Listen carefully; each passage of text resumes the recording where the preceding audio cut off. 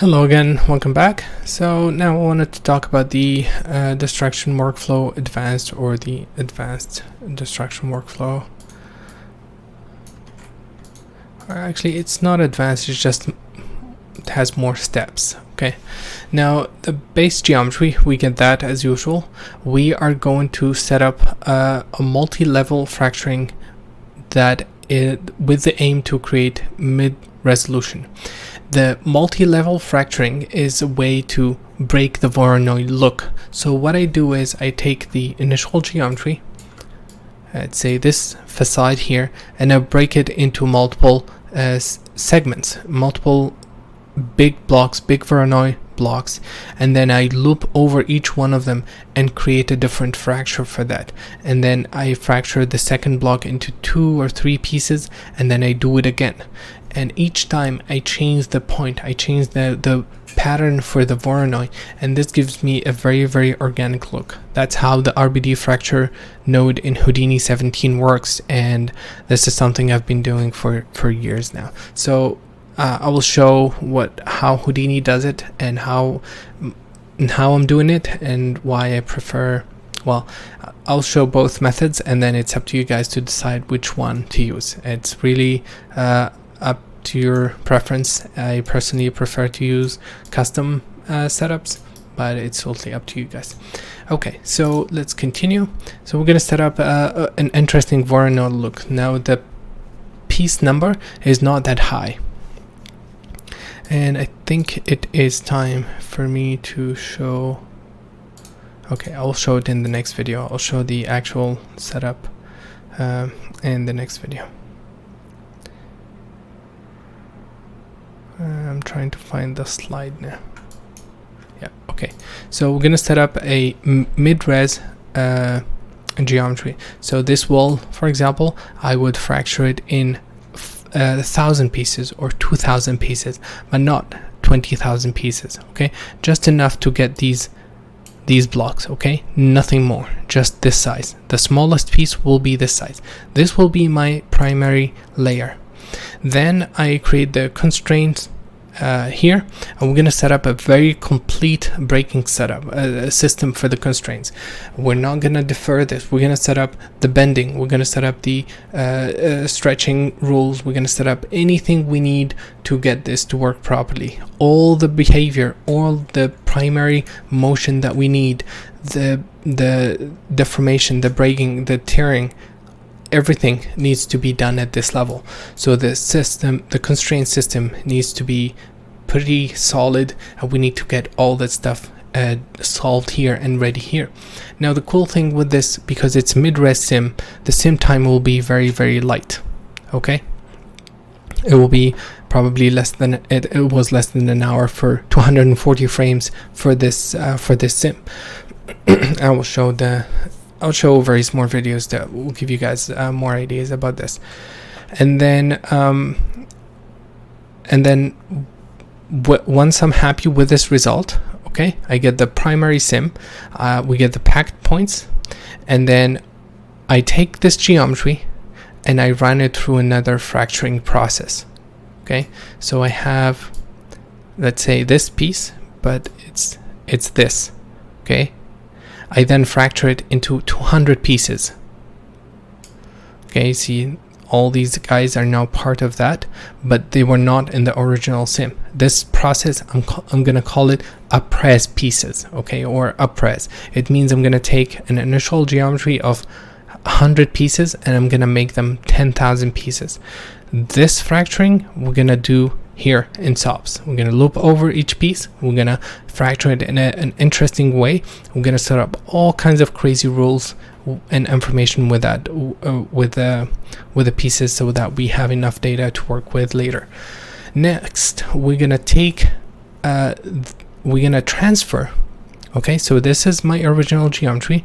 We're gonna get packed geometry. We're gonna transfer and move this animation using the existing sim. So I'm gonna get this guy. I have RBD information that transforms this whole block, but now instead of one block, it's 100 pieces now. So I want to transfer that information into these guys. Okay, so we get everything, the high res, the up res geometry moving, matching exactly the older sim. And this is where I talked about getting animation from the animation department. This is the part where you can do that. You take animation in, let's say this is animation department, we get high-res geometry and we match them, okay? And then based on various rules that we're going to set up in SOPs, we're going to decide which high-res piece gets activated and when. We're going to set up all these rules here in SOPs. Then we're going to add extra geometry. I shouldn't have done that, but I talked briefly about this. There is an internal structure, this guy here. All this was not included in the primary sim. I simply included a thick box, okay? And the reason I added that's because I didn't want to lose that volume. I didn't want to add something or add an extra layer for something that didn't exist before, but I'm actually using a low res sim that I'm going to swap with the high res one. So here I'm deleting a specific piece, okay, that's a proxy geo or a representative of the high res one, and I'm swapping it with the high res, and I'm also transforming it. We're going to go over this in Houdini. Don't worry if you don't fully understand this now. And then we have the high res, we have the extra geometry, and we set up rules to when to activate these pieces. They're gonna activate based on how far the big block separates, not the small pieces, the big blocks. Once we have that information, we pass it into the RBD solver. Now look here, there's no constraints. Okay, there is no more constraint system. We don't need to do that. And with this, the sim is gonna blast through it. Bullet is gonna be the fastest thing ever because there is no constraint. It's just RBD sim. It can blast through this, and most of it is inactive. Okay, if we look at all this, most of all the stuff is actually being driven by the primary sim, and all this is inactive yet. It hasn't triggered or it hasn't been turned on by Bullet yet. So we're only paying for the pieces that becomes active, and this is very, very efficient. Okay, this is the workflow. Okay, now we get new RBD solver, new sim that we're going to use to deform these guys. Okay, we're gonna transform that, and so we have new all detailed geometry animated and ready. And then we're gonna attach extra layers. We're gonna attach the windows, we're gonna attach the lamp. Now this guy, I'm gonna say, okay, what is the closest piece to you? It's gonna say, okay, I'm closest to the pillar. I will tell it, go snap to that. Don't ever move. Just match the position of whatever piece you're close to. And then this guy will say, okay, what's for me? I will make this guy active, and I will create a pin constraint here. Okay, well, that works for the lamp, but what about the windows? Well, with the windows, we're going to do this. We're going to take everything that is in the borders here, and we're going to parent them to the nearest wood piece. We're going to parent them, or we can use we're going to create a constraint network. All this is going to be parented to this guy. This constraint will never break. Okay, it will be 100%, it will be -1, it will never break. And then all the pieces that are inside will be parented to the glass that is in the border. So this core is parented to this using a glue constraint. This glue constraint that is in the core can break. So you see here, everything here is attached to these borders, and as they get hit, because they are set active and they have a weak constraint, they can become active and get turned on. This guy is active. I just have a constraint network, a glue constraint, and it's active. Everything underneath it is inactive. I'm using the original high-res sim to basically push it. That's all. And I'm doing this for the cloth. I'm doing this for these guys. You can see here the piece is coming off the window, and it's fracturing it as it comes out.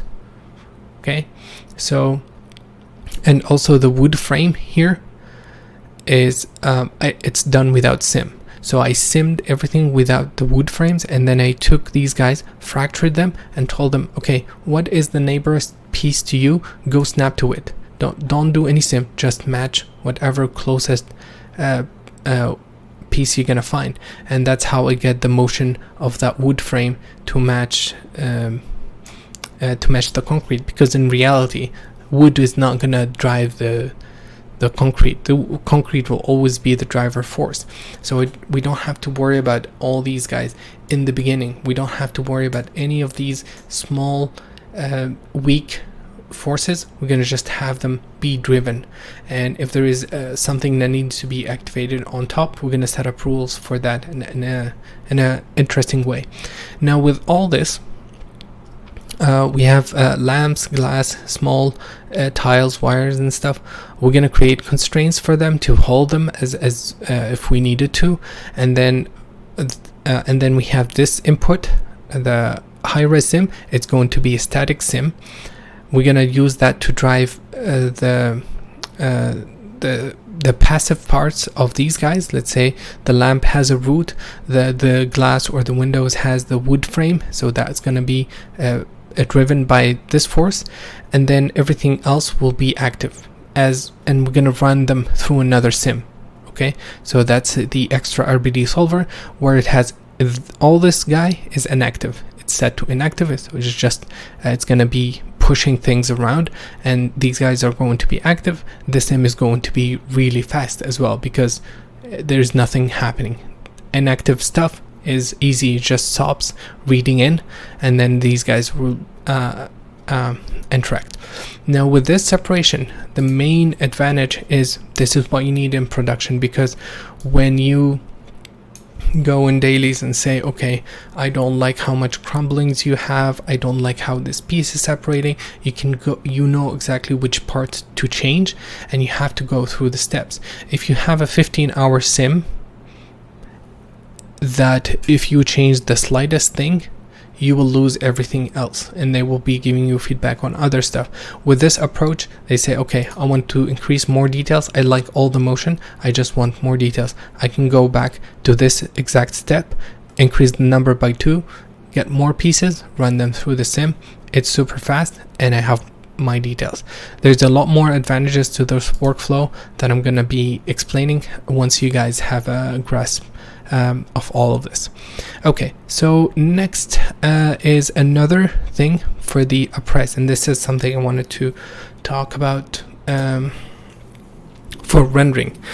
Now we need interior details for the pieces that reveal.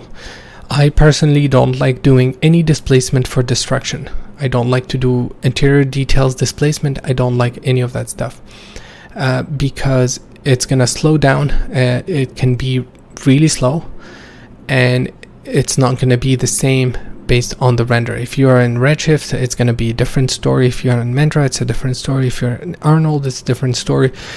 Interior details, you don't have exact collision for particles if you wanted to get accurate collision, so you never have access to that geometry as it is. Okay, so that's something I don't like. I prefer to have a high-res geometry on disk that can be, I can access 100 times in interactive IPR, and it will just be a matter of paying the cost of reading IO from disk instead of having to wait for a 2-minute subdivision to get the interior faces that I still don't see in the first frame. So it's really it's not something I do, it's not my preference.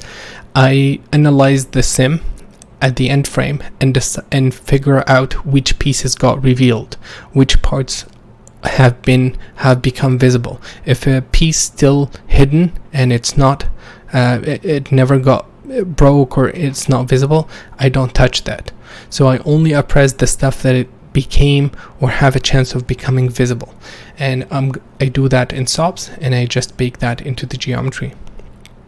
With the Alembic workflow, it's very, very efficient to cache out 15 million points or 20 million points to disk, and read that in Arnold blazingly fast. You can read it almost interactively, and I was able to render, basically do interactive rendering for all the geometry, and it just takes like 20 seconds for the APR to kick in with all the textures and everything, which is really high res. If I had displacement on, it will be more memory, it will be terrible with motion blur, and I don't know, I don't want to deal with that, to be honest. If you guys prefer that, that's perfectly fine as well, but it's not my preference. Okay, I have many videos that I need to show you guys to explain more about this, and then we're going to talk about some Houdini stuff. I know this week is just talk and stuff like that, but we're going to cover some Houdini stuff. But trust me, all this is very, very important, and you guys should be processing ideas and thinking about the challenges and questions. If you have questions, please point them out. If you feel that you are not you don't have enough background or information for that, please ask away, so I can we can talk about this and make sure that you are ready for the upcoming weeks. Thank you guys for watching, and see you in a bit.